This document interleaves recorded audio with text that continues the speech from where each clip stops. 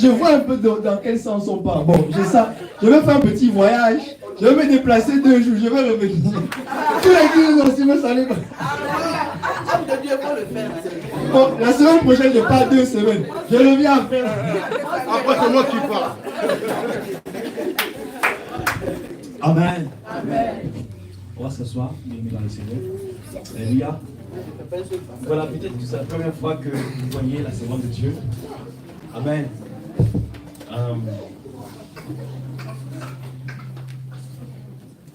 Quand le Seigneur avait permis que la chaîne de Jesus Comes Soon TV soit lancée, le témoignage de la semence de Dieu a parcouru le monde à travers cette chaîne.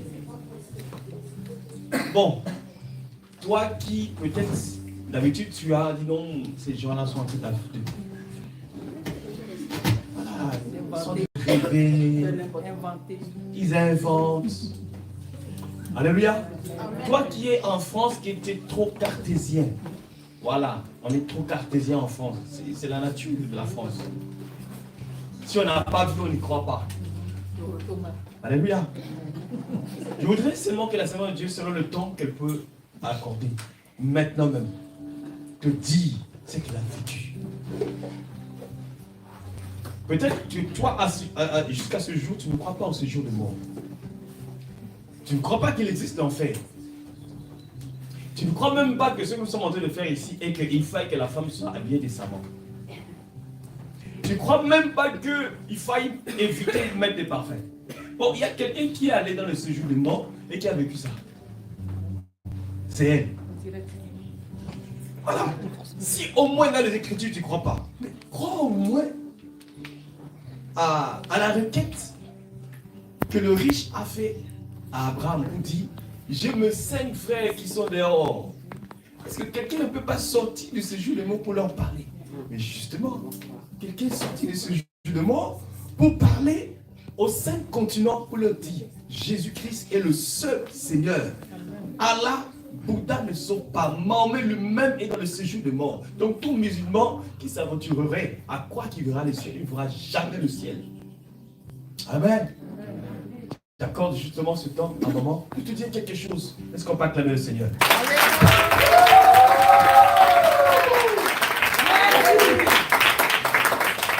Alléluia.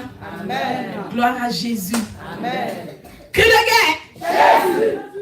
Cri de guerre. Jésus. Cri de guerre. Jésus. Cri de guerre. Jésus. Cri de victoire. Jésus.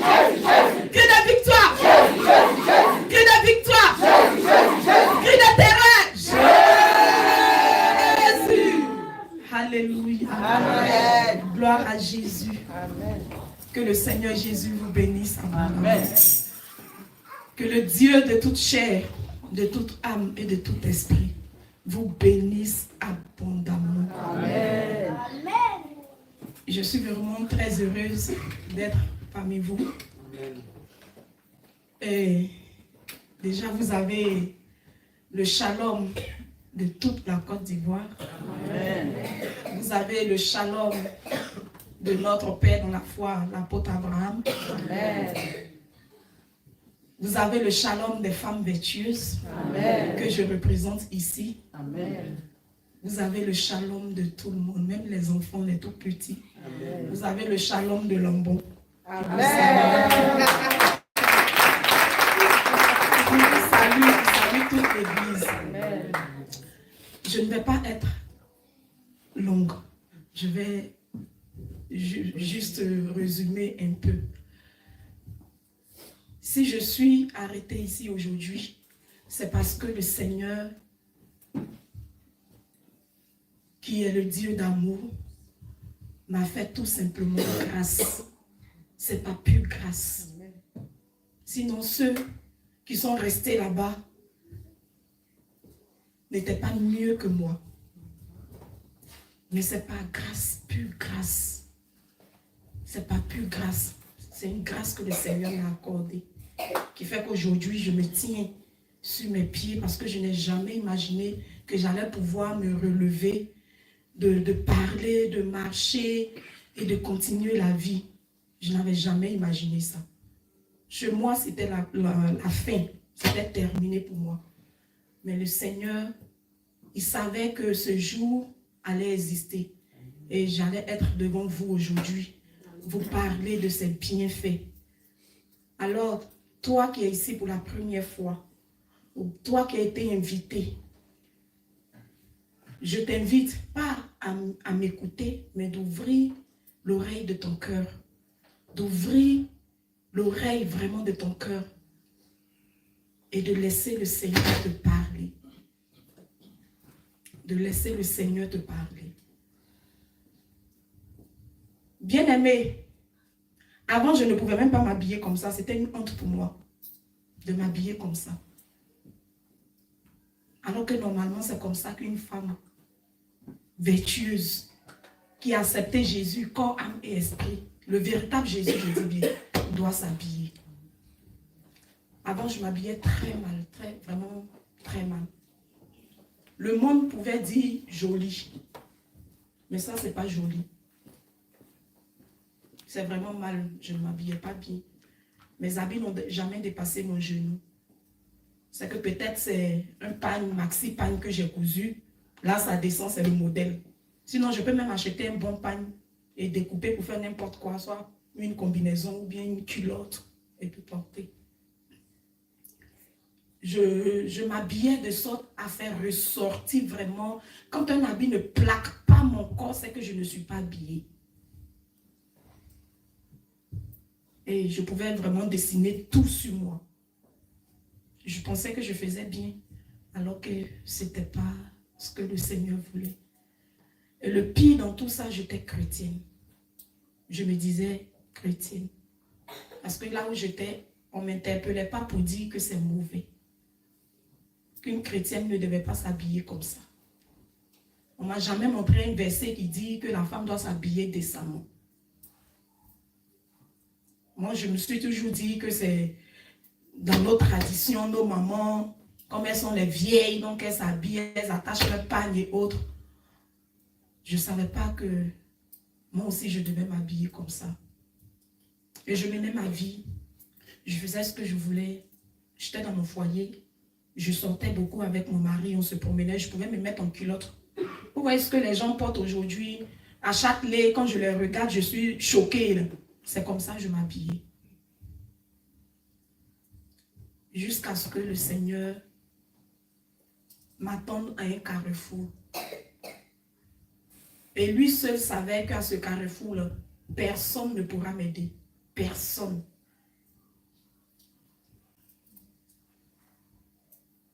Et c'est comme ça que je suis tombée malade.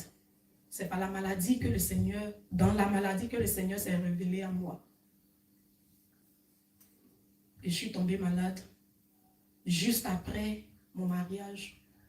On avait déjà fait la dot, mon mari et moi.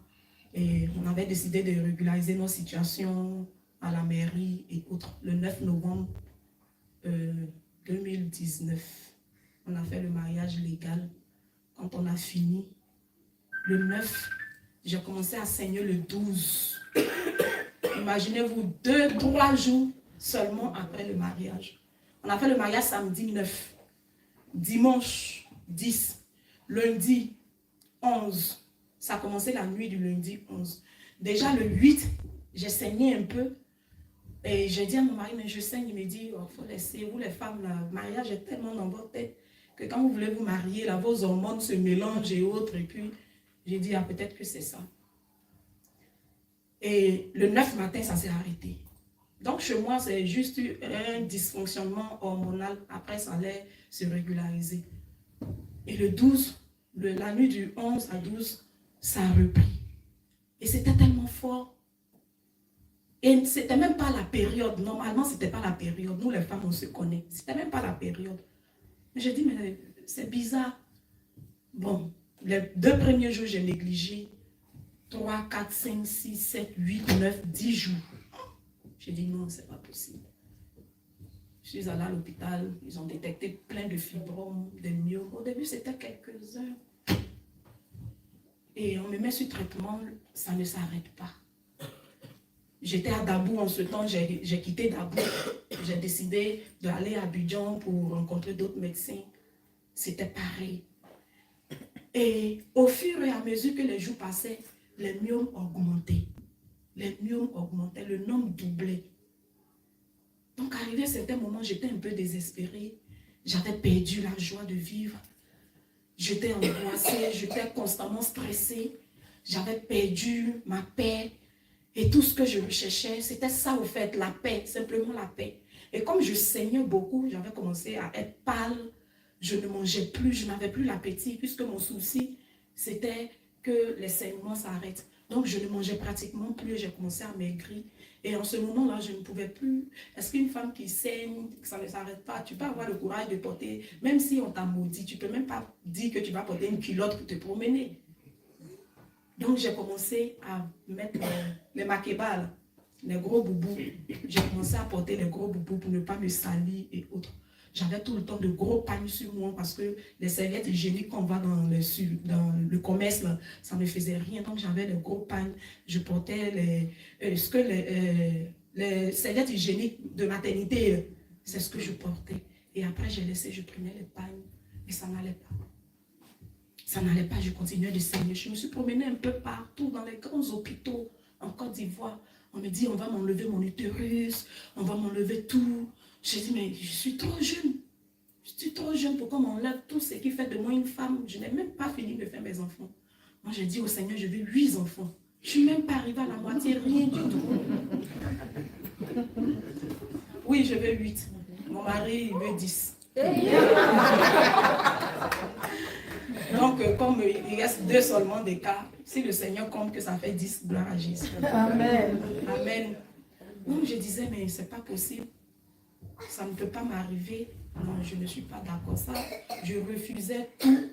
En tout cas, bon, j'acceptais tout, sauf comme on lève mon utérus. Parce que j'ai 8 enfants à déposer.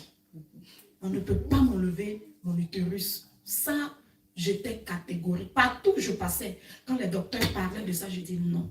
Et je sortais, je partais. Et arrivé à un certain moment, mon mari disait, mais si c'est pour enlever, il n'a qu'à enlever, tu vas avoir la paix. Tu préfères mourir. J'ai dit non. On peut tout m'enlever. Même s'ils veulent qu'ils enlèvent ma tête, mais mon utérus. On ne peut pas m'arracher mon utérus. Pour rien. C'est-à-dire facilement comme ça, on va m'enlever mon utérus. Et mes enfants. Non, le Seigneur n'a pas dit ça. Et les saignements ne se sont pas arrêtés. Ça a continué, jusqu'à ce que je sois vraiment à la limite de l'homme. Pas que l'homme ne pouvait plus rien faire pour moi. Si, l'homme pouvait faire quelque chose pour moi. Mais ce que l'homme voulait faire, c'est pas ce que le Seigneur avait décidé pour moi. L'homme voulait me donner la vie, me sauver, mais en enlevant mon utérus, parce que vraiment c'était gâté. Elle ne pouvait plus rien faire avec ce truc-là, cet organe. Même si ça restait là, on ne pouvait plus rien faire avec. Mais le Seigneur, il est celui qui ramasse la boue, qui façonne et qui dépose à la table des rois. Alléluia. Alléluia. Je me suis attachée au Seigneur. J'avais cette foi-là. En tout cas, j'avais la foi que j'ai eue. J'ai dit, moi, on ne m'enlèvera jamais mon utérus. Parce que Jésus n'a pas dit ça. Dans la Bible, il n'y a pas une femme qui a enlevé son utérus. Même les stériles l'ont enfanté. Et on m'a envoyé chez un docteur. Ma soeur m'a dit, va voir un docteur. Lui, sa spécialité, là, c'est ça. Si tu arrives qui dit qu'il ne peut rien faire, c'est que ça ne vaut pas la peine. Donc, quand je suis arrivée, j'étais allée avec mon époux. Quand nous sommes arrivés, il m'a consulté. Bon, à la limite, il se moquait de moi, au fait. Mais tout est pourri, tout est gâté, il n'y a plus rien, on ne peut plus rien faire. Tout ce qu'on peut faire, c'est de t'opérer et de tout enlever. Ah, on dit, lui, c'est son domaine. Maintenant, lui, il dit, il va tout enlever. Mais c'est que je n'ai plus d'espoir. Et je lui ai dit comme ça que même si vous enlevez tout, moi, Élise, je viendrai un jour vous présenter des enfants. Amen. Il dit, ça ne peut pas exister. Il a dit, mais il y a des femmes qui n'avaient pas d'utérus, mais qui ont conçu. Il dit, jamais. Que de venir avec ces femmes, leur échographie avant, leur échographie après. Lui-même, il va les consulter lui-même avant de croire.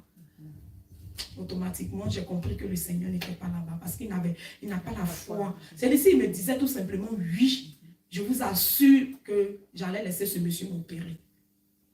Parce que là, j'allais dire quoi? Que même s'il enlevait, cette parole que j'ai libérée, s'il disait oui, j'allais le laisser faire Et sans utérus, le Seigneur allait me donner un enfant, je vous assure. Amen. Amen. Et c'est comme ça que je suis sortie. Et avant de sortir, même, il m'a prescrit 3 piqûres. Les piqûres faisaient au total près de, si on parle comme en Europe, ça fait près de 600 €, les 3 piqûres. 600 € que je devais faire en l'espace d'une semaine, les 3.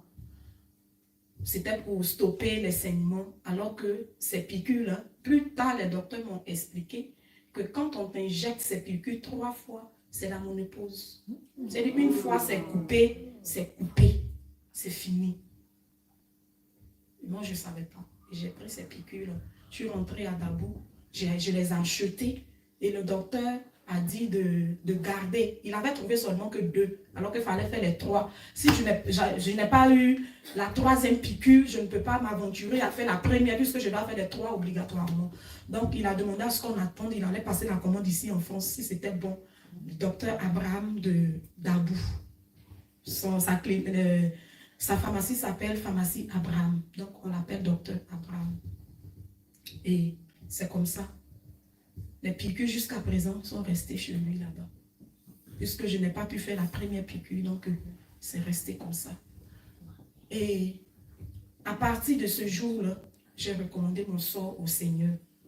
J'ai dit à mon mari, si jamais on doit m'opérer, rassure-toi qu'on ne touche pas à mon utérus. S'ils veulent qu'ils enlèvent tout, ils peuvent même enlever mon cœur, mais mon utérus, là, ils n'ont qu'à laisser mon utérus. C'est intouchable, on ne peut pas toucher ça. Et j'étais là, je ne partais plus à l'hôpital. Je vivais maintenant par la foi. J'ai dit au Seigneur, un soir je priais, j'ai dit au Seigneur, j'ai tellement pleuré, après avoir fini de pleurer, j'ai dit, Seigneur, je ne connais pas trop la Bible,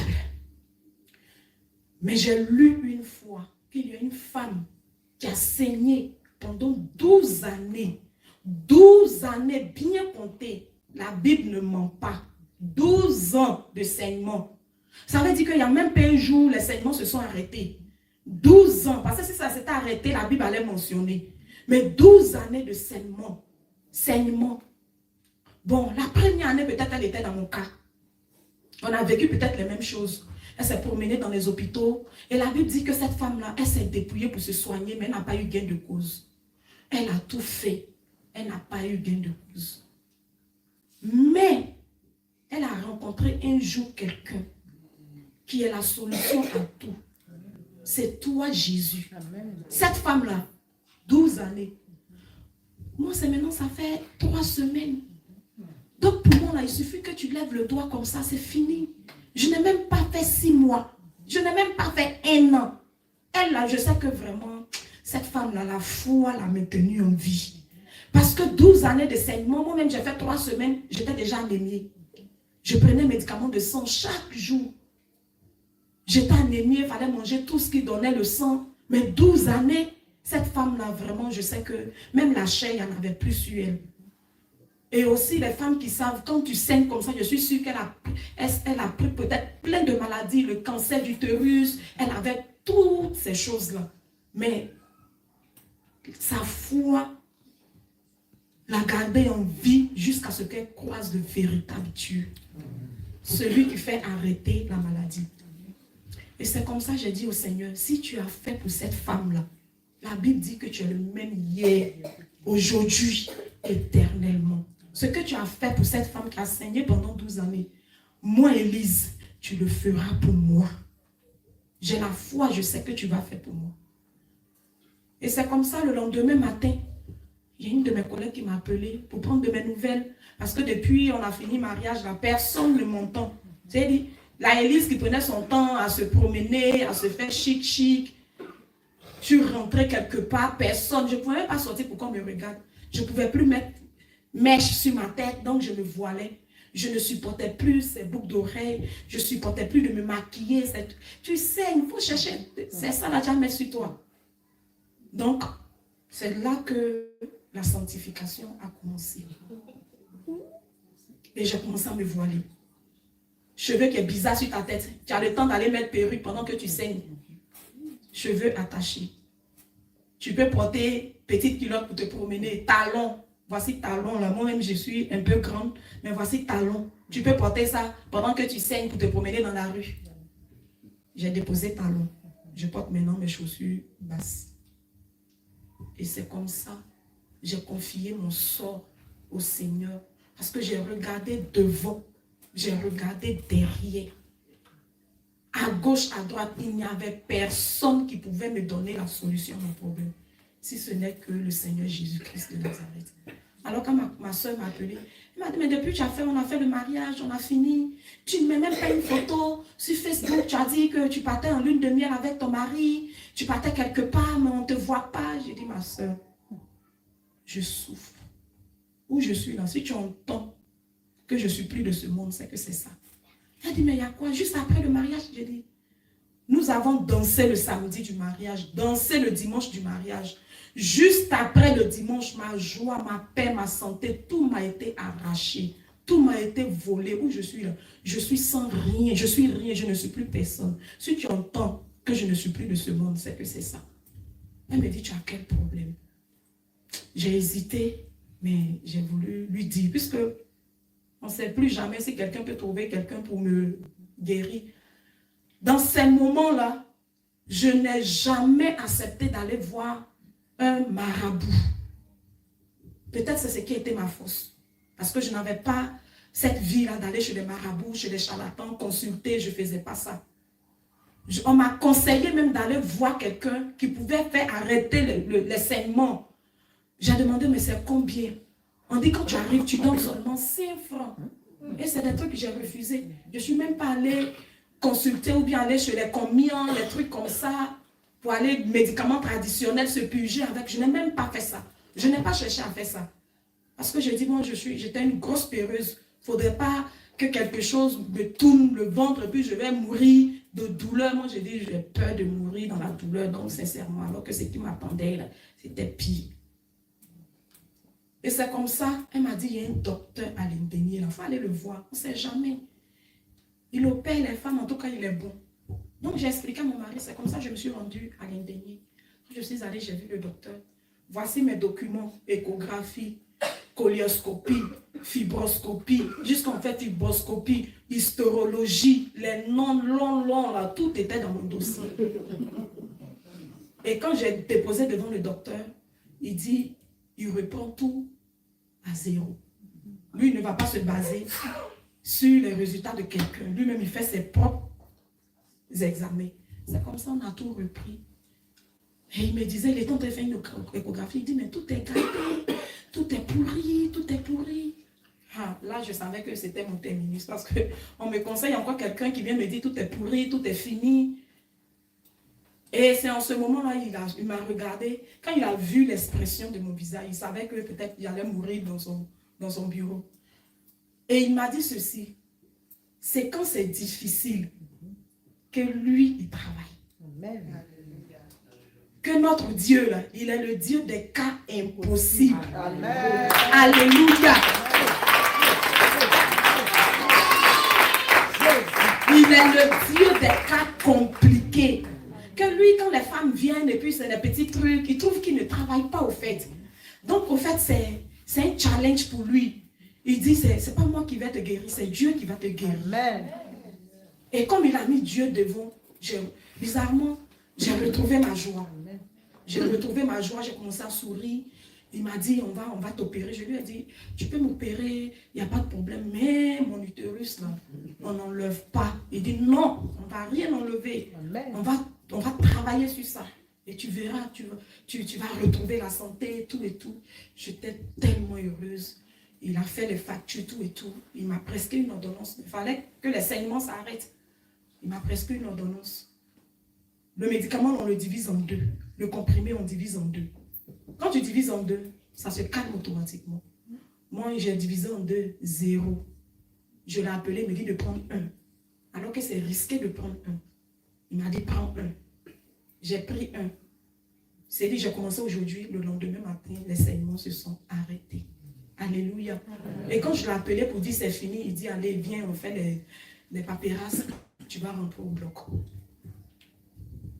J'avais tellement peur. J'avais tellement peur, mais j'avais cette assurance-là que le Seigneur n'allait pas me laisser. Parce que quand je regarde un peu mon parcours, je dis, si ce n'est pas Jésus, moi, ce jour-là n'allait pas me trouver. Et quand ça s'est arrêté, on a juste programmé l'opération pour le 14 décembre. J'ai commencé à saigner le 12. Ça s'est arrêté le 13, ça s'est arrêté le 11. C'est-à-dire j'ai fait 1 mois de saignement. Le 12, 13, on a fait les examens rapidement et on est passé à l'opération. Avant l'opération, j'ai vu l'anesthésiste. Quand il m'a regardé, je pensais qu'ils allaient m'endormir, faire une anesthésie générale pour que je puisse dormir. Je ne vais rien voir dedans, je me lève, tout est fini. Il me regarde parce que ce n'était pas la première opération, j'ai été opérée. C'était la 4e opération qui a failli me coûter la vie. Et quand il m'a regardé, il dit, on ne va pas t'endormir. J'ai dit, quoi? Ne pas m'endormir.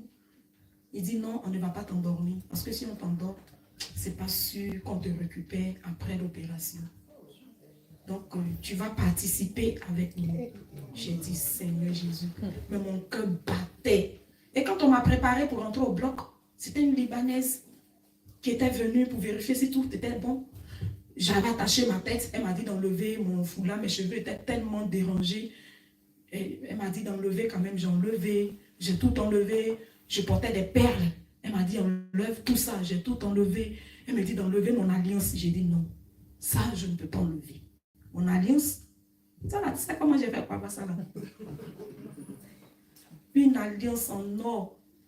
Certinée de diamants. Non, moi je ne peux pas enlever ça.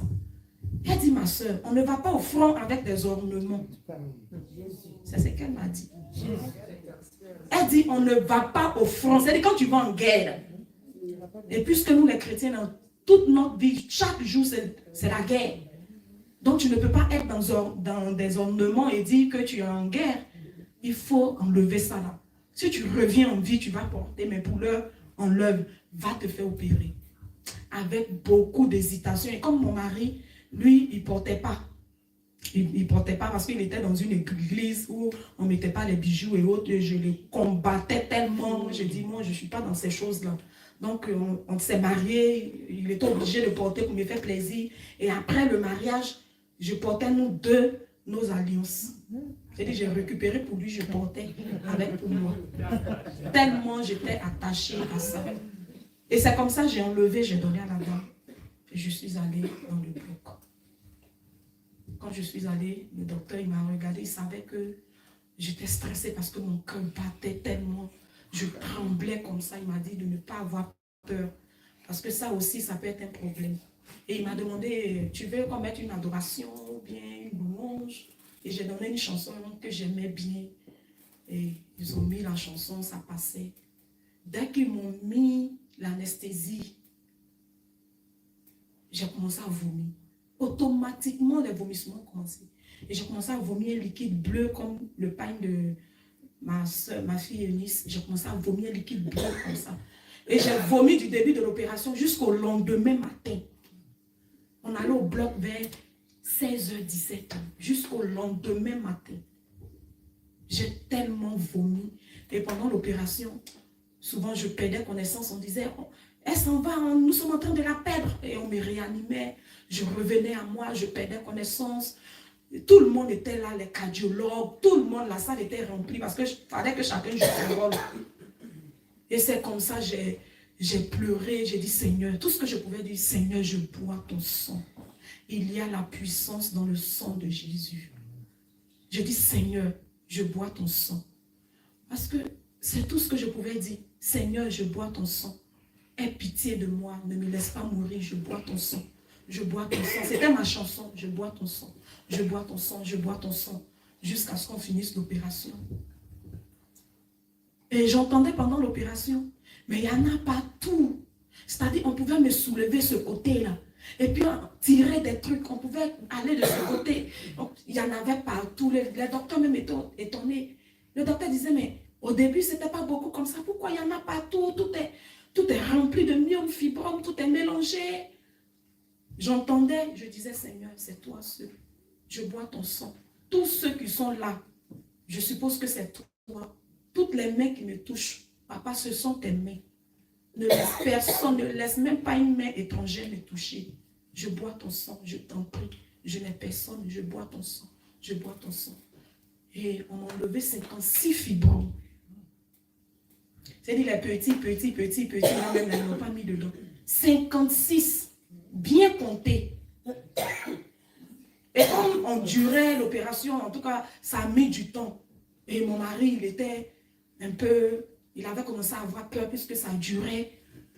Et ce jour-là, il y a une autre femme qui avait été opérée aussi d'un seul fibrome et qui est restée là, qui a rendu l'âme ce jour. Pas parce que j'étais plus importante qu'elle. Mais bon, la trompette a sonné ce jour-là pour elle. Et ses parents pleuraient, les gens pleuraient. Et mon mari était avec ma grande soeur. Et elle pensait que c'était moi. Elle dit, les gens commençaient à pleurer. Je sais que Élise est partie, elle a commencé à pleurer. Mon mari dit, non, toi aussi. Quand on venait là, c'était pas dit qu'elle venait pour rester. C'est pas elle. C'est-à-dire à l'hôpital ici, tout le monde peut mourir, sauf ma femme. C'est pas elle. Celle-là, elle n'est pas venue pour mourir. Elle est trop forte. Celle-là, la force qu'elle a, elle va lutter. Je sais qu'elle va lutter, elle ne va pas mourir. Et il avait raison. C'était pas moi, c'était quelqu'un d'autre. Et comme ça tardait, il est rentré dans les locaux du bloc pour aller me chercher. Et là, il nous a croisés. On avait déjà fini, on sortait. Et il a demandé au docteur, tout est bon? Le docteur, oui. Le docteur dit, non, il n'y a pas de problème. Il demande, est-ce que son truc là, c'est intact? Le docteur dit, oui, c'est intact. Gloire à Jésus. Et le docteur, vraiment, il dit l'utérus. Il a fallu enlever l'utérus. Enlever tout ce qui était dedans. C'est comme une pomme de terre qui a commencé à pousser un peu de partout. Donc, il fallait enlever, prendre le temps, enlever, remettre en état et déposer à sa place. Vraiment, il a pris le temps. Le Seigneur a utilisé ses mains et le Seigneur a fait le travail exceptionnel. Et je pensais que c'était fini. Oh, ce n'était pas fini. On est rentré à la maison. On a fait quelques jours, on est rentré à la maison. Tout était normal. Moi-même, je me levais pour faire mes trucs. Quelques temps après, quand je m'arrête devant le miroir, je me rends compte que ici, tout ici était vert. Et quand j'appuie comme ça fait beaucoup mal. Et je disais à mon mari, mon ventre là, tu ne vois pas que la couleur a changé? Il dit si. Mais tout était devenu vert alors que mes organes étaient en train de pourrir. J'avais fait une infection. Et j'avais commencé à chauffer, je ne me sentais plus bien. Dès que je mets l'eau dans ma bouche, ça remontait. Dès que je mets une petite nourriture dans ma bouche, ça remontait. J'étais devenue bizarre, je ne mangeais plus, je ne pouvais plus rien faire. Je ne pouvais plus me lever pour marcher. Mon état avait carrément changé, tout était devenu bizarre. Et ils m'ont envoyé à l'hôpital dans une clinique au quartier. Ils ont traité la fièvre et autres. Elle a fait le pansement, il y avait juste un peu de pus. Elle a fait le pansement, nous sommes rentrés à la maison. Ça n'allait toujours pas. Mon mari a dit comme ça, bon, c'est vrai on est mariés, mais tu es enfant de quelqu'un. Il faut que j'informe ta maman, il faut que j'informe tes parents. Et on a fait venir maman à Abidjan. Quand elle est arrivée, elle m'a vue. Tellement j'étais devenue maigre. Je vous dis, ma pommade là, je passais la commande en France ici. Biolycine, pour ceux qui connaissent. Je ne vous dis pas d'aller utiliser Biolycine parce que ça ne m'a pas fait du bien. C'est ce que j'utilisais. Et quand ça finit comme ça, de toute façon, je stresse parce que en quelques jours, ton bien va changer. Les gens vont voir ton secret. Donc, avant que ça ne finisse, il faut que je remplace. Mais pendant ce temps-là, je ne savais même pas où Biolycine était passé. Je ne me pommadais plus si je pouvais me pommader. Pour me laver, même, c'était compliqué. C'est mon mari qui me suivait. Et elle lui dit, il faut mettre Biolycine sur moi dans cet état-là. Je ne pouvais pas. Donc j'avais noirci. Je me décapais la peau. J'étais très noire. J'étais plus noire que maman. J'étais 3 fois plus noire que maman. Mais je me suis décapé la peau. Je devenais blanche. Après, ça revenait métisse. Après, jaune. Quand je gagne de l'argent, j'augmente la dose. Quand l'argent finit, ça diminue. En fait, c'est de l'esclavage. C'est dans ça que j'étais. Et quand j'ai arrêté de mettre tout ça là, la réalité m'a rattrapé. Bon, jusqu'à présent, je n'ai plus retrouvé le noir que j'avais avant. Mais le Seigneur a pris quand même le temps de me nettoyer. Je n'ai pas eu de séquelles, je n'ai pas eu de végéture, je n'ai pas eu de cancer de peau, je n'ai pas eu de cancer de sang. Le Seigneur vraiment m'a lavé par son sang. Alléluia. Et c'est comme ça que ma maman est arrivée. Elle m'a fui. Elle ne s'apprend parce que nos mamans, elles connaissent. Quand elle est arrivée, elle m'a vue, elle a mis ses mains sur sa tête.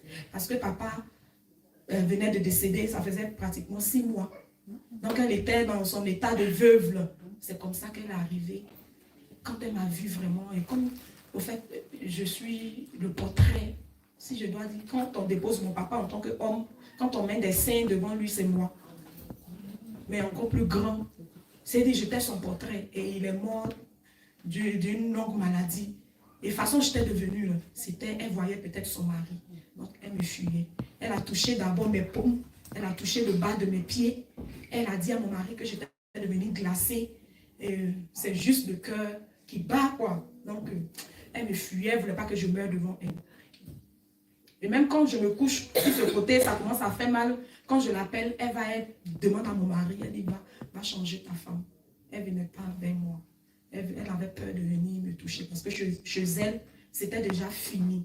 J'étais déjà une personne qui avait déjà terminé son parcours sur terre. Il fallait que le battement du cœur s'arrête et puis on n'en parle plus, on partait m'enterrer et puis c'est tout. Alléluia. Mais le Seigneur n'avait pas dit son dernier mot. Le Seigneur n'avait pas encore fini avec moi. Et c'est comme ça. La douleur a continué. J'ai dit à mon mari, appelle le docteur pour qu'on retourne à l'hôpital parce que je ne sais pas ce que j'ai. Je suis en train de mourir. L'opération s'est bien passée, on est rentré à la maison. Normalement, le docteur a dit d'ici 10 jours, 15 jours, je serai en forme, je vais reprendre mes activités et autres. Et j'avais déjà pris mes congés juste après le mariage, 45 jours.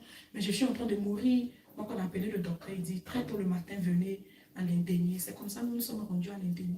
Quand ma grande soeur, le véhicule a garé, et ils ont envoyé leur voiture bizarre, ils mettent les gens dedans, là, ils sont venus me soulever. Quand ils m'ont soulevé, ils m'ont déposé dans leur poussette, là, ma grande soeur a commencé à pleurer. Parce que j'étais comme un cadavre. C'est-à-dire, il n'y avait plus de vie en moi, il n'y avait plus d'espoir, il n'y avait plus rien. Les gens attendaient que je meure. Et quand on est rentré aux urgences, le docteur a demandé qu'on fasse le pansement rapidement. Quand la dame a enlevé le sparadrap, c'était du pu. Tout ici, jusqu'ici. Il n'y avait même pas une partie qui était restée intacte. Quand elle a pu comme ça, le sang, le pu, elle dit ça sort comme si c'est de l'eau qu'on était en train de faire sortir. Elle a fait venir des vases. Elles étaient 2. Une attrapée ici, une attrapée là. Et le docteur a demandé à ce qu'on presse jusqu'à voir le sang. Et ça a été pressé, ça a été pressé, ça a été pressé. J'ai pleuré tellement que mes larmes ne venaient plus. C'était fini, peut-être que j'avais plus de larmes. Je ne sais pas s'il y a une dose que le Seigneur a gardée en nous. Quand ça finit, ça ne vient plus. Mais ça ne venait plus. Je ne faisais que Jésus sauve-moi, Jésus sauve-moi, Jésus sauve-moi. Et la maman me disait, ma fille, ça fait mal, mais si je ne fais pas ça là, tu ne vas pas vivre. Il faut qu'on enlève tout ça là, sinon, toi-même tu as la chance. Ça fait près de 3 jours que tu es infecté et tu vis encore. Il y a des dames, elles meurent à la maison avant qu'on ne les soulève pour finir. Toi, tu es encore en vie. Et ça sort normalement. Bénis Dieu, ça va sortir. Ça ne sortait pas ici, ça sortait par là, et puis le milieu ici. C'est comme ça, c'est sorti jusqu'à tout est fini. Quand tout est fini, j'ai respiré un coup. Je pensais que c'était fini. Le docteur dit, envoyez-la chez moi. Et là, excusez-moi les hommes, il a ouvert l'utérus qui a été fraîchement cousu. Il a ouvert l'utérus et il a pris une aiguille. Pour ceux qui sont à la médecine, donc je ne sais pas comment ça se passe, mais il a pris une aiguille. C'était comme un curettage. Il a dit qu'il y avait du sang qui était coagulé, des trucs comme ça. Il fallait qu'il enlève tout ça. Et ça a été sans anesthésie. C'était tellement douloureux. Aujourd'hui, quand je parle, je ne pleure plus. Dans le début, c'était un peu compliqué. Je pleurais à chaque fois que je parlais de ça. C'était difficile. J'ai vécu des moments de douleur. Aujourd'hui, je peux prendre un couteau, tu vas me couper. Ça ne va rien me dire. Parce que ce que j'ai vécu dans ma chair, moi-même, je sais que Dieu m'a puni. Pour me relever, là, il m'a humilié. J'ai été humiliée. Je m'habillais mal. C'est vrai, je m'habillais très mal. Et à l'hôpital, j'étais dans les mains des jeunes médecins. Des jeunes de rien du tout. Ils ont vu ma nudité. C'est là que j'ai vu qu'en réalité, quand je portais les culottes, j'étais nue. Parce que là, je voulais tirer même le drap, cacher ma nudité, mais je n'avais pas la force. Je ne pouvais pas. Je pouvais être couchée là toute nue. Quand je vois quelqu'un rentrer, je lui dis, pardon, il faut tirer mon pagne, tu vas mettre sur moi. On m'attrape ici, on me dépose là. On m'attrape là, on me dépose là. On m'attrape ici, on me dépose là. J'étais nue dans le bras des médecins, dans le bras des docteurs, dans le bras des yeux. Alors que j'étais nue quand je me promenais, mais je ne savais pas que j'étais nue. Mais en ce moment-là, les écailles de mes yeux étaient tombées et je voyais ma réelle nudité. Et c'est comme ça, le docteur, quand il a fini d'extraire tout ce sang-là, il m'a dit, ça fait mal. Et il n'y a pas d'anesthésie. De serrer mes dents. Il dit, tu sais, pour atténuer la douleur. Mais je pensais que peut-être en 2-3 minutes, ça allait finir. De nature, je suis une personne vraiment physique. Ça, c'est une force que le Seigneur, bon, c'est une grâce. Je suis très physique. Je peux dire peut-être que j'ai la force d'un homme. Quand on dit pas ma force, là, c'est-à-dire la force physique. Le Seigneur m'a donné la force physique. Et le diable a utilisé ça. A failli me faire prendre de l'autorité parce que je savais que j'avais la force. Je ne me battais pas avec les femmes, au fait. Quand tu es une femme et tu me provoques, je te regarde, je dis, je préfère te laisser. Parce que quand je te tape, je te blesse. Et j'ai créé plein de soucis à mon papa quand j'étais un peu plus jeune. Quand je te tape, c'est pour te blesser, pour te montrer que j'ai la force. Mais aujourd'hui, j'utilise cette force dans les délivrances pour attraper ceux qui bougent un peu trop. C'est mieux. Je ne fais plus parler. Le Seigneur m'a délivré de cet esprit guerrier-là. Mais j'ai conservé toujours ma force naturelle, mais c'est plus au service du diable. Actuellement, c'est au service de Jésus. J'utilise cette force-là pour jeûner, pour tenir bon, finir mes 40, mes 21 jours de jeûne. Je préfère utiliser ça comme ça. Alléluia. Et quand le docteur a pris l'aiguille, il a mis dans l'utérus. Je ne sais pas, mais il a piqué quelque part là-bas. Et maintenant, il extrait. Et pour pouvoir finir d'extraire, il faut taper, je ne sais pas où. Mais c'était extrêmement douloureux. C'était tellement douloureux. J'ai crié jusqu'à mes dents. C'est comme si mes dents étaient devenues glacées, comme si ça allait se casser. Ma tête avait commencé à grossir. J'avais commencé à délirer d'une manière. J'avais décidé d'abandonner. J'avais décidé d'abandonner. Et c'est comme ça, tellement j'ai pleuré. Mais je me suis rappelé encore, bizarrement, avant d'abandonner, il faut que je rappelle toujours au Seigneur qu'il a fait quelque chose pour quelqu'un avant, il peut faire aussi pour moi. C'est comme ça que j'ai dit au Seigneur que je sais que dans la Bible, il y avait un aveugle qui s'appelait Bartimée. Bartimée était aveugle. Il était aussi mendiant, il mendiait. Mais le jour où Bartimée a entendu, il ne t'a même pas vu, hein.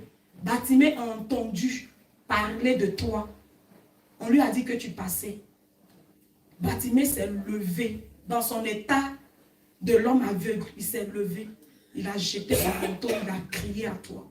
Et c'est comme ça que j'ai crié au Seigneur Jésus.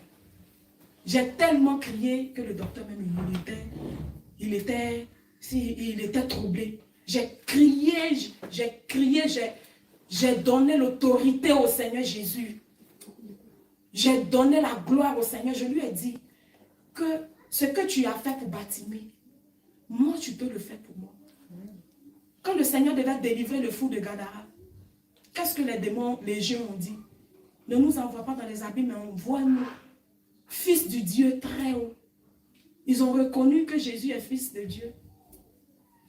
Et Jésus les a exaucés. Puisque ce qu'ils ont demandé là, il a fait. Des démons. Moi, je suis enfant de Dieu. Et j'ai dit, Jésus, fils de David, si tu as eu pitié de Bartimée, il faut avoir pitié de moi, je t'en prie. Enlève cette douleur-là, parce que la douleur était tellement atroce. J'ai rappelé au Seigneur qu'il est venu pour les malades, qu'il est venu pour les pécheurs. Moi, je suis là. Moi, je suis plus qu'une pécheresse. J'ai tellement péché. C'est l'impudicité, là, c'était ma nourriture. Je m'habillais mal. J'étais une voleuse. J'enviais les gens. J'ai changé la couleur de ma peau. En tout cas, j'étais tout sauf une bonne personne. Et le Seigneur a eu compassion de moi. Quand j'ai fini de dire ces choses et que j'ai pleuré, il n'y avait plus de douleur. C'est-à-dire, c'est comme si le Seigneur lui-même est venu mettre son anesthésie. Et le docteur, il a continué. Hein, mais j'étais là comme si on ne me faisait rien. J'étais restée là, je le regardais. Mes larmes continuaient de couler, mais je le regardais. Et quand il a fini, ils m'ont soulevé et ils sont allés me déposer sur le lit. Quand ils m'ont déposé sur le lit, mon mari était là au début. Il m'a dit, mais comment ça s'est passé, tout et tout. Je pleurais, lui-même il pleurait aussi. J'ai dit, aujourd'hui, là, j'ai l'impression que cette fois-ci, là, tu vas me laisser pour aller. Moi, je sais que je vais rester ici. Aujourd'hui, là, c'est pas sûr qu'on parte ensemble. Il dit, pourquoi? Donc, il mettait un peu d'amusement. Tu sais que je ne mange pas de nourriture de quelqu'un d'autre.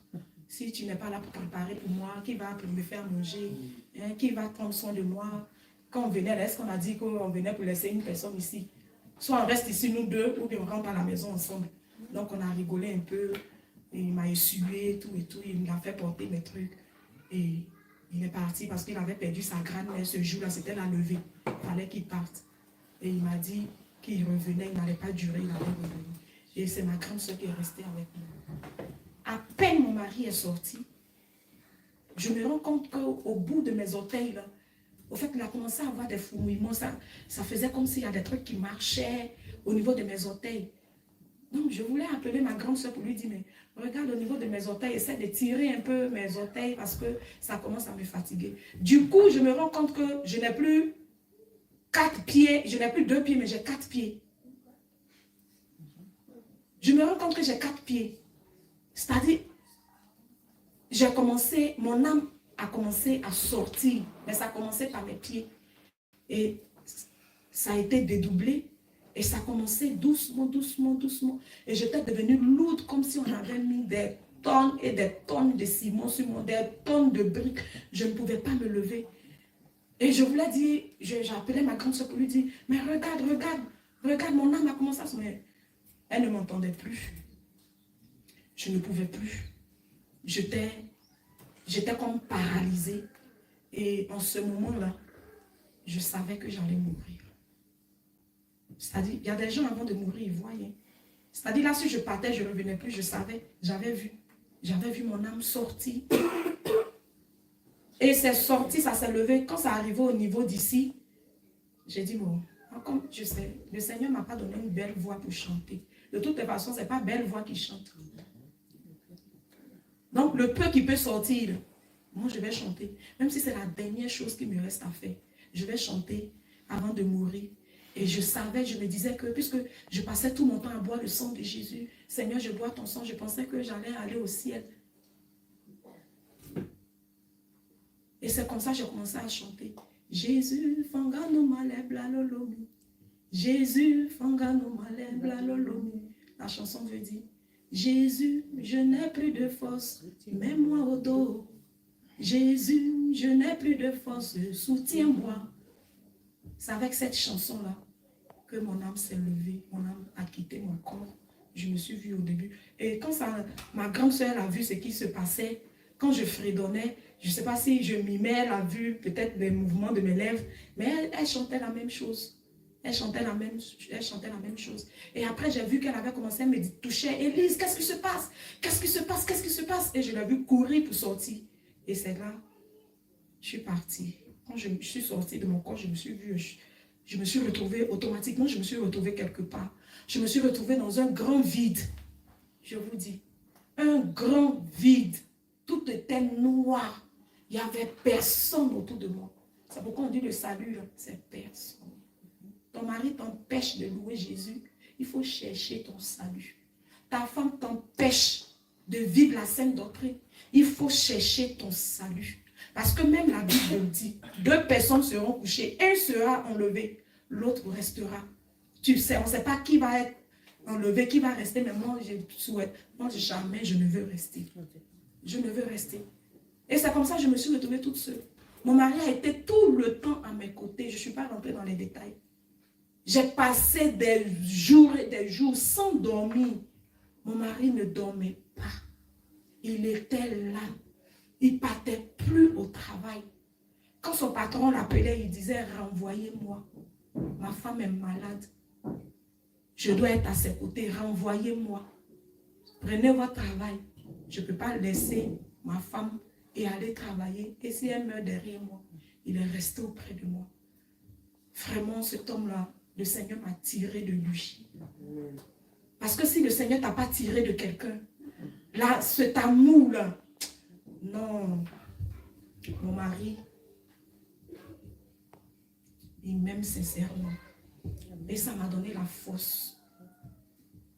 Lui-même, souvent, il est là, il me regarde jusqu'à, il me dit, quand tu es là comme ça, l'homme n'est rien. Toi, tu étais là, tout ton dos était plein. Tout mon dos d'ici jusqu'en bas de mes fesses, tout là, tout était plein. Et c'est mon mari qui soignait mes plaies. Il a été très patient. Il a pris le temps. Et c'est comme ça. Je me suis retrouvée dans le vide. Et j'ai commencé à dire, Jésus, sauve-moi. Quand tu dis Jésus, sauve-moi, ça fait écho. C'est ta voix que tu entends. Jésus, sauve-moi. Oh, je suis morte. Et j'ai mis mes mains sur ma tête. J'étais perdue. Je ne savais plus où j'étais. Tout était noir. J'étais dans l'obscurité. J'étais perdue. J'étais égarée. Je n'avais plus d'espoir. Et tout ce que je pouvais dire, Jésus, sauve-moi.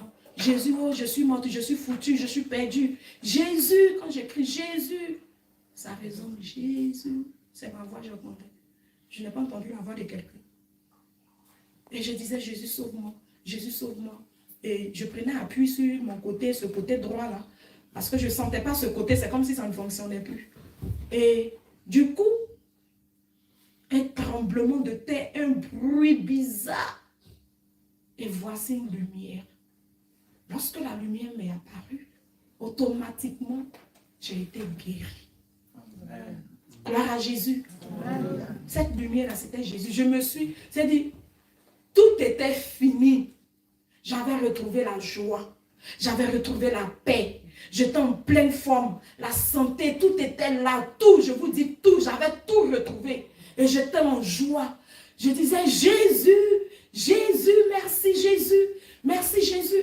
Et où en fait, je cherchais à aller vers la lumière.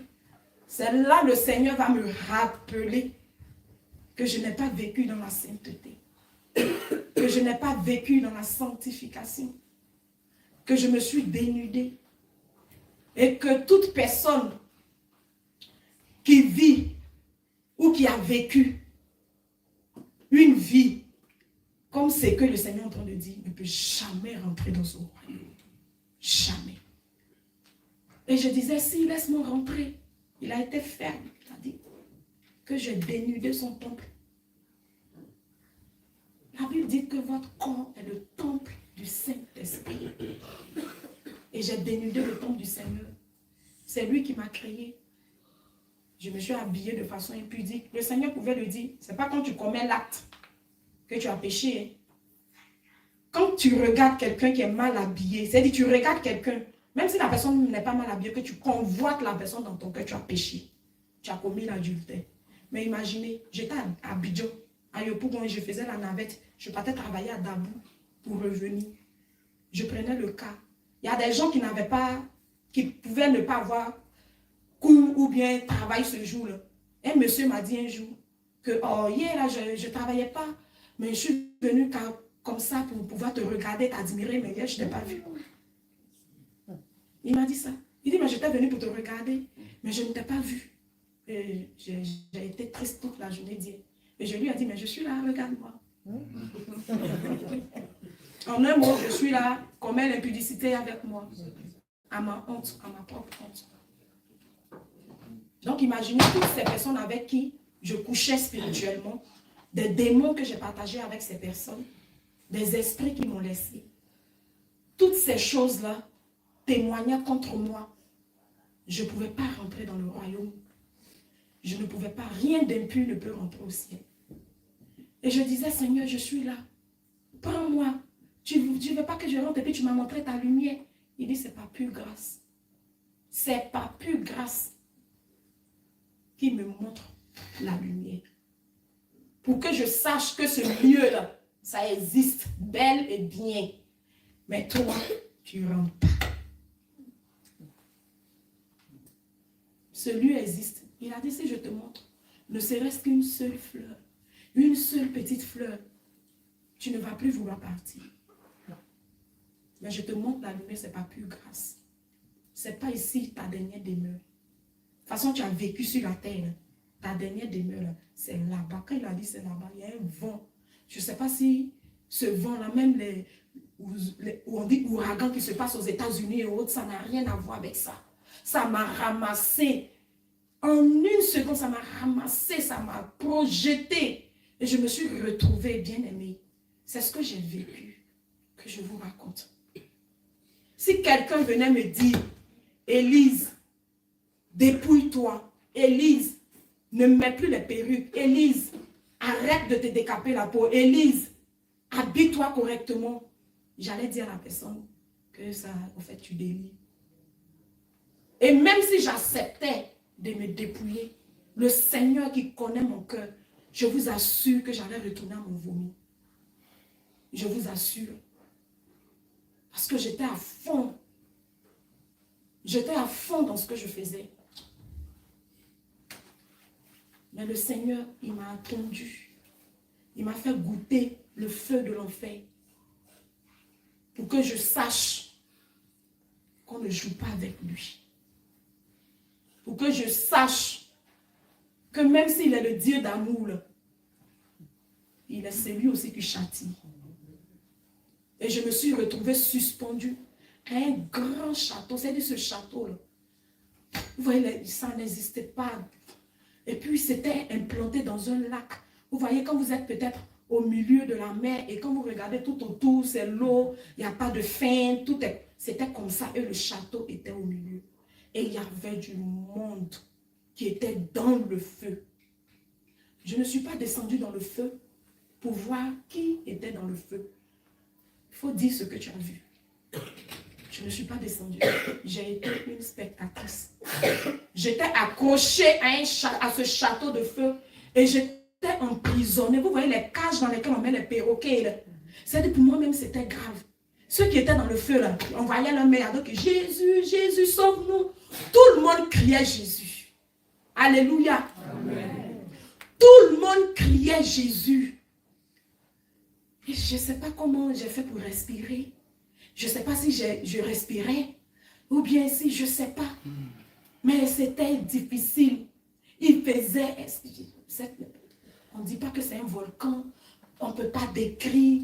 Et puis ça faisait un bruit bizarre avec toutes les personnes qui criaient. Jésus, sauve-nous. Jésus, je regrette. Jésus, je t'en supplie. Jésus, enlève-moi d'ici. Je vais changer de vie. Jésus, Jésus. Vous n'allez pas me dire que toutes ces personnes étaient chrétiens. Aujourd'hui, même quand tu prends 10 personnes dans la rue, il y a peut-être deux athées, 2 chrétiens, un musulman, un bouddhiste. C'est partagé en fait. Mais tout ce monde criait Jésus. Personne, je n'ai pas entendu quelqu'un là-bas crier Bouddha, sauve-moi. Personne criait Mahomet ou bien Allah, sauve-moi. Tout le monde criait Jésus. Tout le monde criait Jésus. Et c'était le slogan de Jésus, sauve-moi. Et les démons aussi criaient. Mais eux, ils criaient pour se moquer de nous, les enfants de Dieu. Ils criaient pour rire. Ils riaient. À gauche déployée, ils riaient.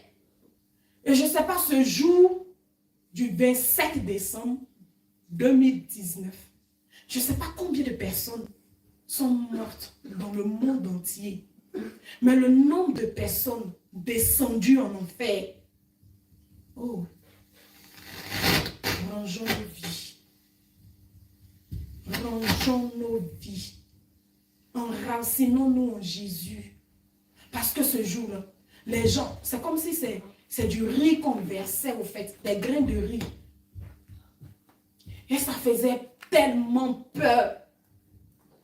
Je criais, Jésus, sauve-moi, je ne veux pas rester ici. Jésus, sauve-moi, Jésus, sauve-moi. J'étais emprisonnée, je tapais la cage là de partout. Jésus, sauve-moi, Jésus, sauve-moi, Jésus, sauve-moi. Au début, il n'y avait rien. Je criais toute seule. Et j'étais accrochée comme ça. C'est-à-dire, si on enlevait le crochet, je roulais pour tomber dans le château.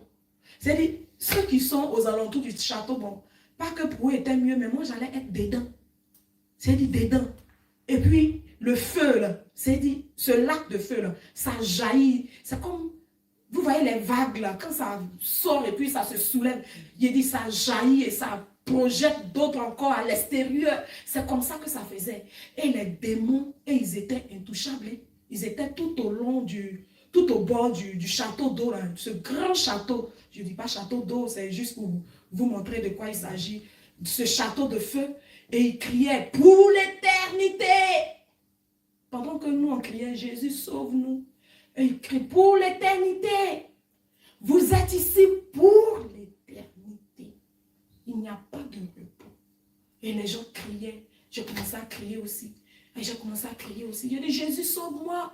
Jésus, sauve-moi. Papa, viens me chercher. Je t'en supplie, sauve-moi. Enlève-moi d'ici. Jésus, sauve-moi. Jésus, sauve-moi. Et j'ai entendu un bruit. Un grand bruit, un tonnerre qui a retenti. Et j'entends la voix du Seigneur. Alléluia. La voix du Seigneur s'est fait entendre.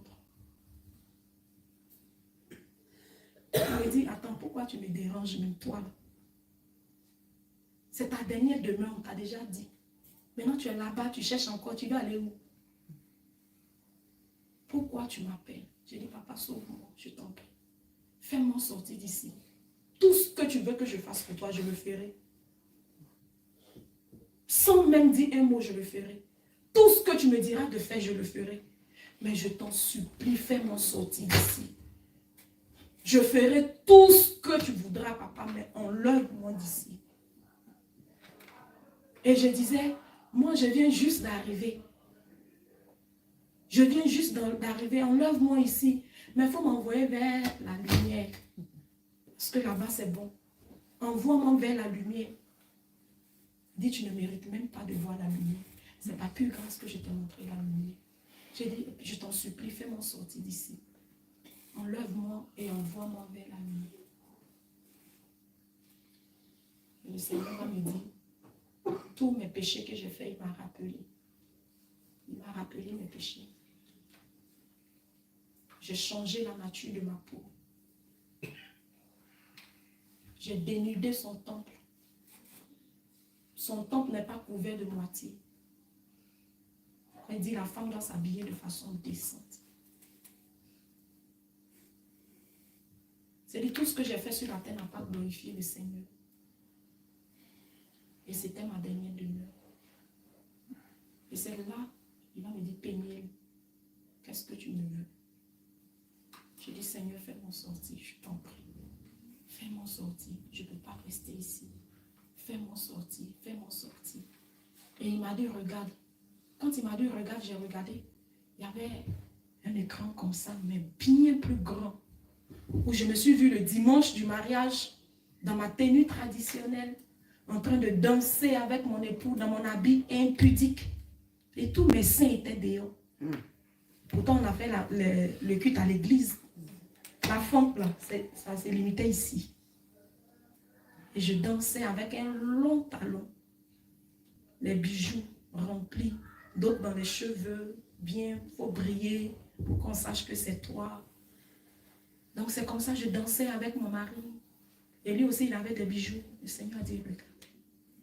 Quand j'ai regardé, j'ai vu, je me suis vue en train de danser avec mon mari. Et à un certain moment, ça s'est arrêté. Et j'ai vu une personne que je connais très bien, qui avait un truc là, c'est-à-dire les bijoux que j'ai portés avec mon mari ce jour-là, les bijoux ont été envoûtés. Et aujourd'hui, si je vois ce marabout, je peux le reconnaître. Parce que j'ai vu son visage. J'ai vu les deux personnes. La personne est rentrée dans la maison du marabout par le dos. Les bijoux étaient là.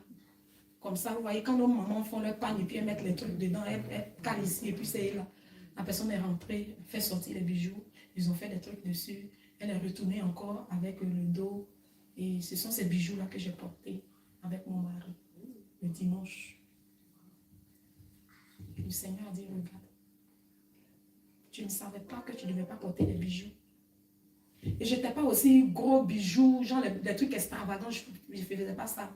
Mais j'aimais les trucs de qualité. C'est-à-dire, si je porte de l'or, c'est petit, c'est discret, mais je fais en sorte que ça soit discret. Je n'aimais pas les gros bijoux. Et je disais, mais je n'aime pas les gros bijoux, même c'est petit, mais quelle que soit la taille. Le Seigneur dit, quelle que soit la taille, même si c'est petit, c'est un bijou. Bijou, c'est bijou. Péché, c'est péché. Il n'y a pas gros péché, il n'y a pas petit péché. Tout est péché. Alléluia. Amen. Le Seigneur a dit, tu ne savais pas que tu ne devais pas mettre de bijoux sur ton corps. Tu ne savais pas. Tu ne savais pas que tu ne devais pas détruire la couleur de ta peau.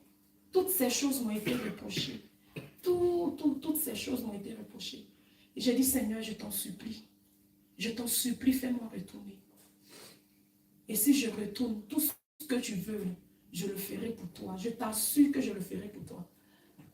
Alors le Seigneur a dit, ok, je vais te faire retourner. Et j'ai dit, ramène-moi vers la lumière, comme je suis un peu têtue. Ramène-moi vers la lumière. Et après, je me suis rendu compte que si je retournais à la lumière, j'allais faire trop de mal à mon mari.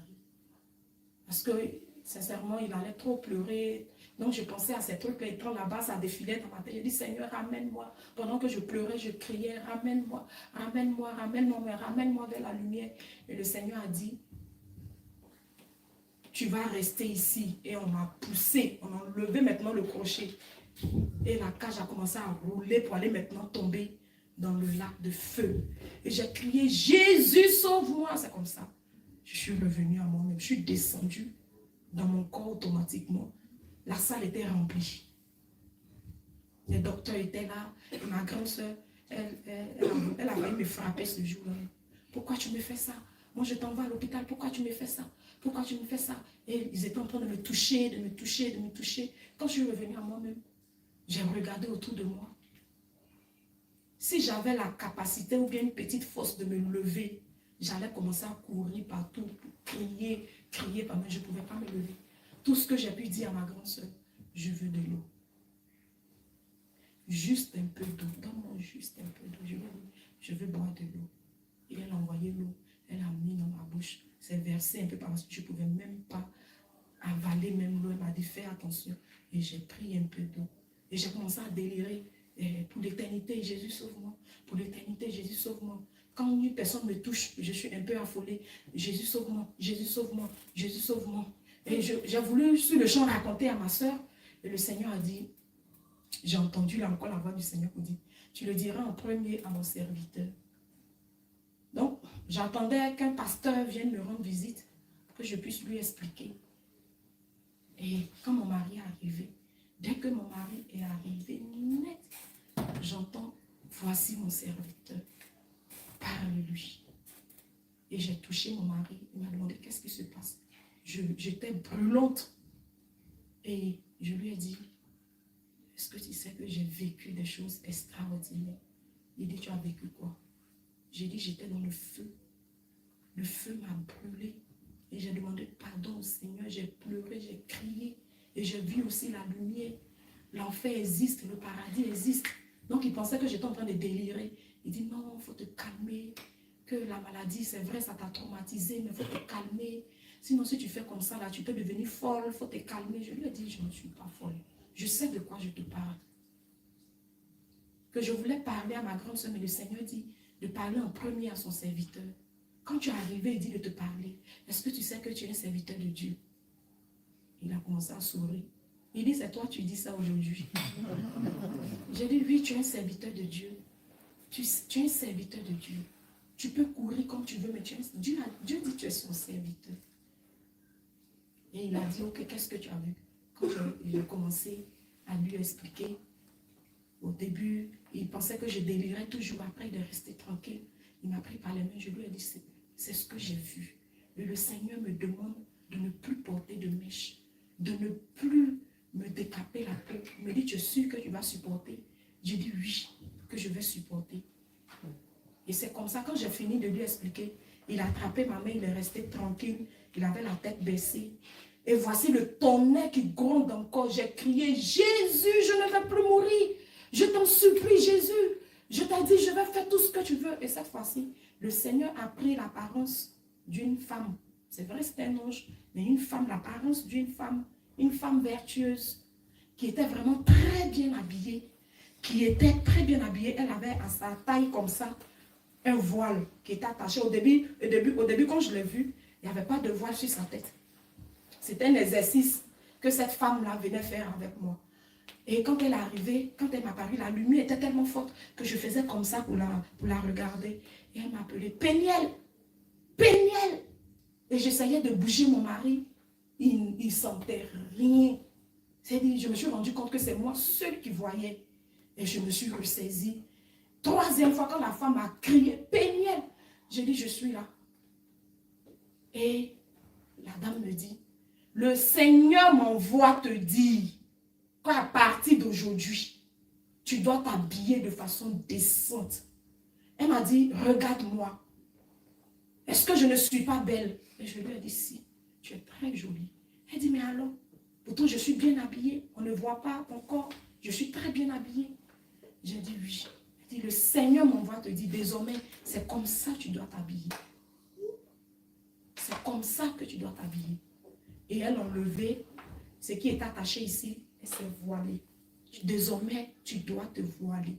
Le Seigneur ne veut plus que tu te décapes la peau. Le Seigneur ne veut plus que tu changes la couleur de ta peau.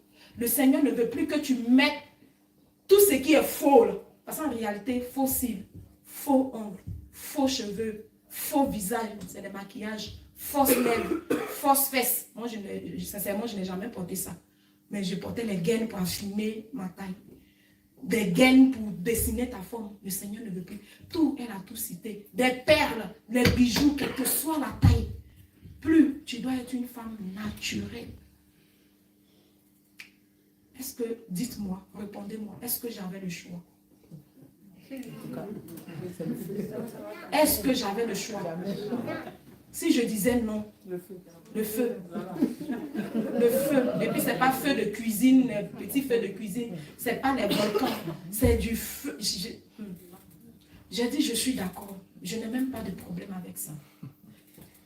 Et à la suite de ça, dès qu'elle a fini de me citer tout ce que je dois faire, comment je dois m'habiller, comment je dois attacher mes cheveux, et le Seigneur m'a reproché aussi le fait que je défrise mes cheveux. Parce que nous, les Africaines, c'est notre travail. On va chercher les Américaines, c'est des mèches américaines, cheveux pelviennes, cheveux indiens, cheveux tant. On va chercher tout ça là. On laisse nous-mêmes nos cheveux, on met les cheveux d'une autre personne sur nos têtes. Est-ce que vous, je ne sais pas, est-ce qu'une indienne peut laisser ses cheveux et mettre les cheveux d'une africaine sur sa tête? Jamais. Ça ne peut pas exister. Mais nous, je ne sais pas quelle envie Satan a mis dans le peuple africain, surtout les femmes. Mais on a tendance à copier la peau des blancs. Tu es noir, tu te décapes pour être blanc.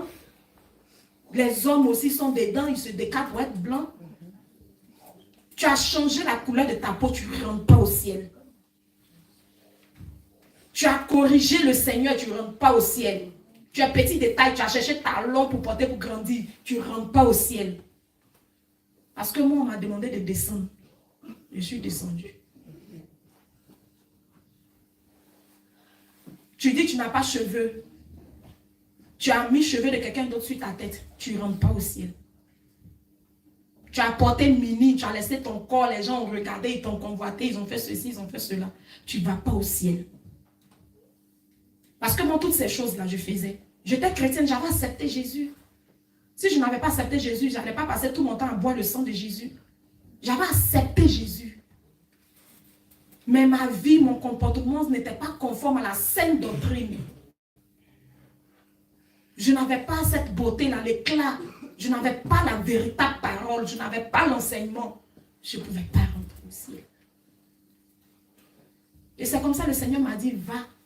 Mais si tu vas, dis à mon église que je ne suis pas dans telle chose qu'il a cité. Je ne suis pas dans ça. Je ne suis pas dans ça. Je ne suis pas dans ça. Je ne suis pas dans ça. C'est pourquoi vous voyez, souvent vous allez me voir dans un campement en train de rendre témoignage. Je vais juste dire ce que le Seigneur a fait pour moi. Et arrivé à un certain moment, puisque le Seigneur m'a demandé de me dépouiller, mais j'ai carrément changé. J'ai noirci. J'ai pris du poids. Actuellement, j'ai beaucoup maigri. Sinon, j'avais pris du poids. Parce que je faisais tout pour garder la ligne. En tout cas, il y a des petits détails là, je ne jouais pas avec. Pas dans le jeûne, mais avec des comprimés, des trucs. Pour garder toujours la ligne, être belle. Et quand j'ai laissé tout ça, vraiment, j'ai eu honte. Mais c'était pour une bonne cause. Mais il y a des amis, même au travail, qui ont pensé que j'avais le sida. Et que peut-être j'avais le cancer ou j'étais malade, atteinte d'une maladie bizarre. Et on me demandait, mais tu as quel problème? Tu n'es pas celle qu'on a connue. J'ai dit, Jésus est passé par là. Amen. Alléluia. Gloire à Jésus. Parce que les choses anciennes sont passées. Toutes choses sont devenues nouvelles. Donc toi, tu dis que tu as accepté Jésus et puis tu n'as pas changé. C'est que tu n'as pas accepté Jésus. Je peux vous montrer ma photo avant, après. Après, c'est le jour. Avant, c'est la nuit. Mais quand le monde regarde, mon piniel, c'est comme ça tu étais avant. Mais j'étais impudique. Aujourd'hui, je suis en paix. Et le Seigneur a pris le temps de me façonner, de me laver, de m'enseigner. Ma tête qui avait été coupée, le Seigneur allait avec moi-même. Nous avons récupéré ma tête dans le coffre à tête de ma famille. Le Seigneur a récupéré ma tête qui était coupée, qui était gardée quelque part là-bas. Le Seigneur a récupéré ma tête. Cette tête était remplie de faux cheveux, de make-up, de temps. Quand le Seigneur, j'ai récupéré ma tête, la perruque est partie, les trous des oreilles se sont bouchés. Le Seigneur a mis un truc dans ma main avec de l'eau. Il m'a dit, sanctifie ton visage. Et j'ai enlevé. En un mot, je me suis démaquillée. Amen. Parce que quand on était arrivé dans le coffre à tête, je voyais beaucoup de têtes. Mais quand j'essayais de regarder les visages, ça devenait flou. J'ai compris que je n'étais pas venue pour chercher la tête de quelqu'un, mais ma tête. Mais je ne voyais pas ma tête. Et le Seigneur a dit, mais ta tête ne peut pas être ici. Regarde. Quand il m'a dit, regarde un peu plus bas, ma tête était isolée. Je vous dis, ma tête coupée comme ça, c'était posée là. Et il m'a dit, prends. J'ai soulevé ma tête doucement. Je me suis démaquillée. Et il a dit, allons-y. J'ai dit, cette porte-là, si ce n'est pas Jésus qui pouvait ouvrir cette porte sans clé, on est rentré comme ça. Mais quand nous sommes ressortis, c'est-à-dire, la plus grande prison du monde n'a pas cette porte blindée là. Parce que quand tu rentres là-bas, là, quand on envoie ta tête là-bas, c'est seul Jésus qui peut aller prendre ta tête. Et moi, le Seigneur allait, on a récupéré ma tête. On est revenu à la maison. Et le Seigneur m'a dit, réveille ton mari pour qu'il te place ta tête. Et on était devant un miroir. Et j'ai dit à mon mari, lève-toi. C'était en vision. Lève-toi. Et mon mari s'est levé. Il est venu, je lui ai dit, il faut placer ma tête. Je ne savais pas s'il y avait une autre tête sur moi. Mais je lui ai dit, place ma tête. Et il a pris ma tête, il a posé sur moi, sur mon cou. Quand il a posé sur mon cou, je lui ai dit, monsieur, attention, il ne faut pas, ça va être penché. Il faut bien redresser pour que ça soit bien avec un nerf du mou. Et il a bien placé. Et le Seigneur a mis encore un torchon qui était imbibé d'eau, en réalité de son sang. Et il a dit, faites un premier pansement et dis à ton mari de t'envoyer à l'hôpital pour qu'on puisse coudre, pour que la plaie disparaisse. Et quand mon mari a posé ma tête, il a pris le truc, il a fait un premier pansement. Et je lui ai dit, regarde dans ma poche, prends ma carte d'assurance. Dès qu'il a pris la carte, il a attrapé ma main et je suis revenue à moi-même.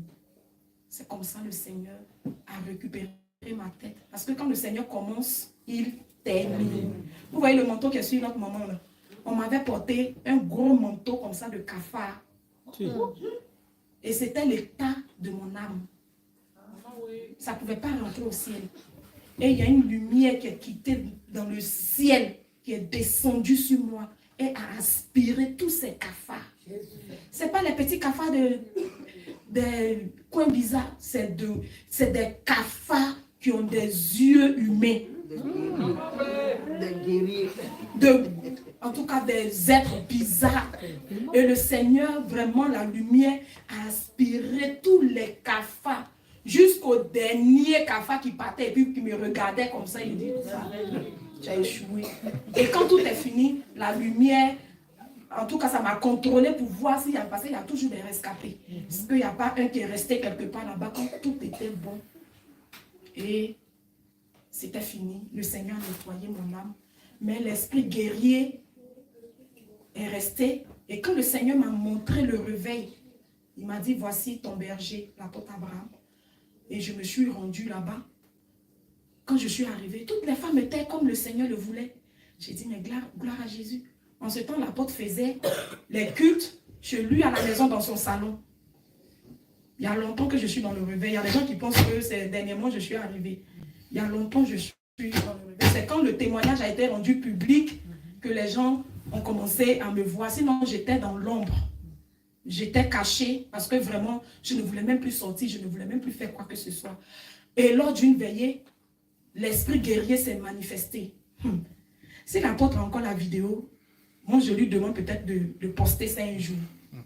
Mais tous les hommes de Dieu étaient à terre. Je les ramassais comme ça. Et quand l'apôtre est arrivé, il a crié, c'est un esprit guerrier. Tu fléchis genoux devant le Seigneur Jésus-Christ de Nazareth. C'est fini. Parce que l'esprit est soumis au... Et là, l'esprit s'est engenouillé et l'apôtre a dit, vomis ta semence. Dès que j'ai vomi, la délivrance a été achevée, terminée jusqu'aujourd'hui. Gloire à Jésus. Gloire au ressuscité. Jésus est trop bon. Il est trop doux. Jésus est merveilleux. Si ce n'est pas Jésus là, j'étais en train de crier encore quelque part là-bas. Jésus, oh Jésus, oh Jésus, oh Jésus. Il m'a fait grâce. Donc pourquoi je ne vais pas parler pour dire ce que le Seigneur a fait pour moi? L'apôtre Paul est là, il peut témoigner. Je ne voulais pas rendre le témoignage public. Je voulais rester dans mon coin. Mais je ne dormais plus. Le Seigneur a dit, je t'arrache ton sommeil. Je ne dormais plus. Il a dit, mes enfants attendent ce témoignage pour venir dans ma bergerie. Et toi, tu assises, tu ne veux pas parler. Tu ne dormiras plus. Et donc, je ne dormais plus, j'étais troublée. Je n'avais plus la paix. Je disais à mon mari, je souffre. Il me dit, il y a quel problème? Je dis, il faut que je parle. Et quand on allait faire le culte chez l'apôtre dans son salon, j'ai rendu le témoignage, une première partie. Et après, j'ai dit, non, il faut que je parle. Il faut que je parle. Et là, ce n'est plus moi. C'est Jésus maintenant qui fait le travail. C'est Jésus qui fait le travail. Donc vraiment, je nous encourage, parce que moi-même, je suis dedans aussi. Souvent, je peux faiblir. Ça arrive, je suis un être humain. Je peux faiblir, mais le Seigneur me ramène. Rapidement, il me ramène.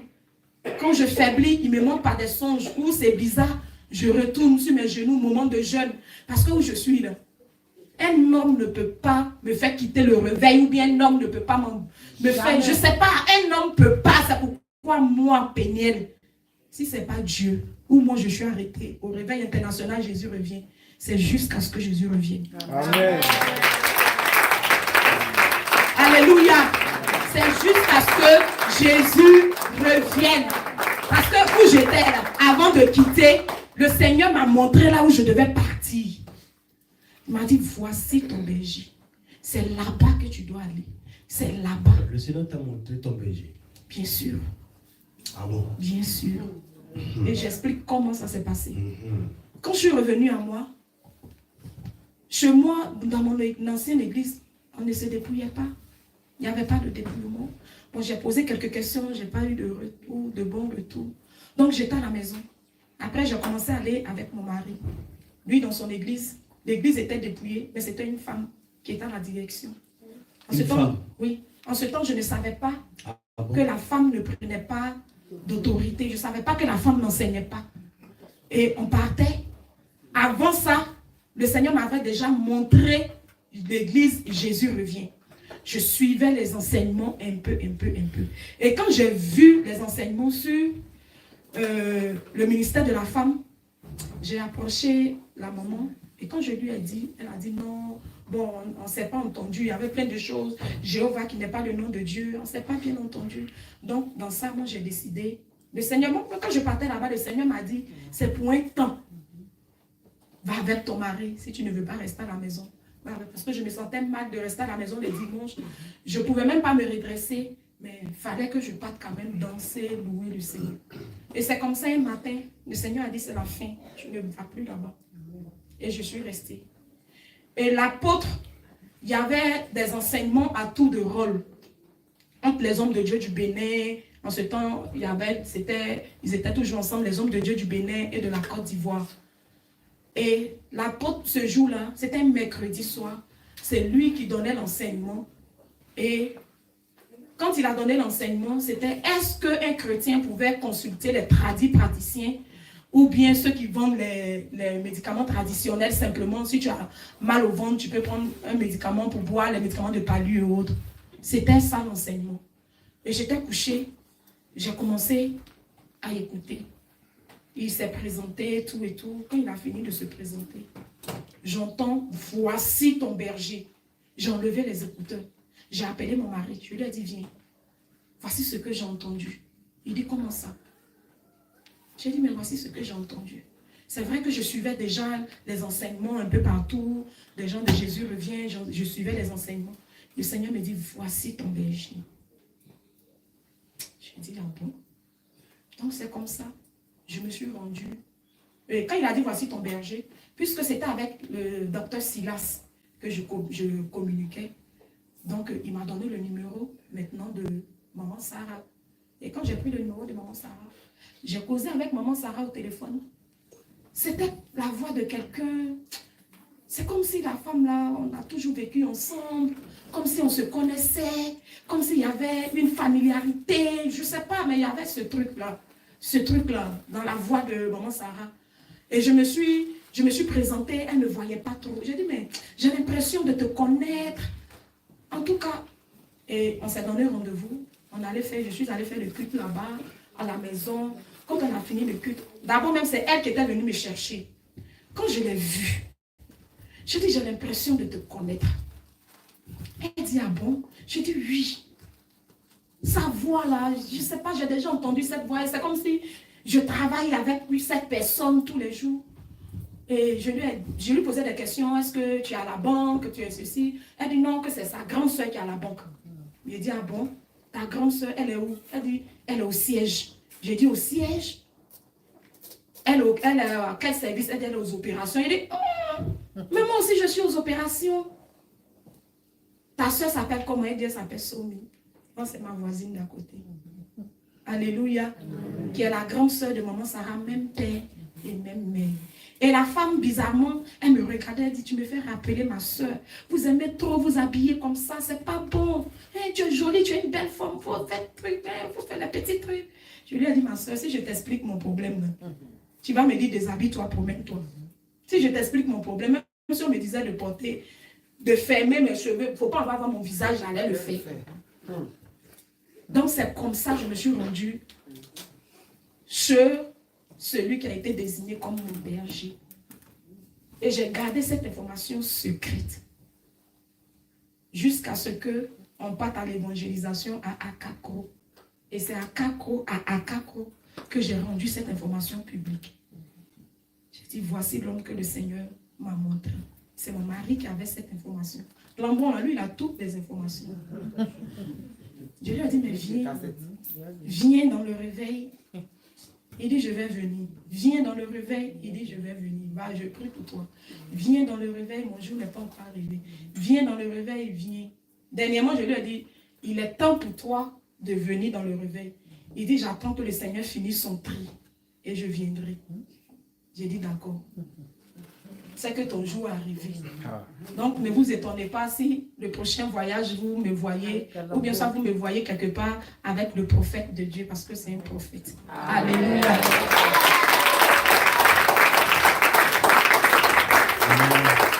Alléluia. on va bénir maman. Alléluia, on va prier, bien aimé dans le Seigneur. Que ce témoignage touche une personne dans le coin de la France, une personne qui a suivi en ligne. Que cette personne soit vraiment transformée. Et surtout, sorte de l'ignorance. Vous avez entendu, toi qui es dans une église où une femme est pasteur là-bas, sache que Jésus-Christ n'aime pas ça. Donc si tu meurs, tu ne verras pas Jésus. Donc, toi aussi, tu n'es pas dépouillé, tu n'es pas dans la sanctification. Quel que soit tout ce que tu es en train d'accomplir pour le Seigneur, mèche tout ça pantalon, sache que tu ne verras pas Jésus. Voilà, nous avons donné ce témoignage pour que les gens sachent ça. C'est très important. Nous avons fait notre part et maintenant, libre à toi ou à la personne qui me suit de pouvoir accepter ou pas. Tu as le libre arbitre. On va élever la voix, on va prier au nom de Jésus. Éternel Père de gloire, nous prions pour ta fille, ta servante Adonai notre Dieu. Que ta faveur, ta grâce puisse encore l'accompagner. Partout où, Seigneur, mon Dieu, mon roi, ce message est arrivé, que ça puisse toucher une âme, Seigneur. Fortifie-la encore. Ouvre-la encore, Seigneur, de ton sang. Que l'ennemi ne puisse pas faire n'importe quelle représailles. Nous la couvrons, Seigneur, de ton feu, afin que, Père de gloire, toute contre-attaque puisse être nulle et sans effet. Dans le nom de Jésus-Christ, nous avons prié. Amen. Merci. Alléluia, soyez bénis. Amen.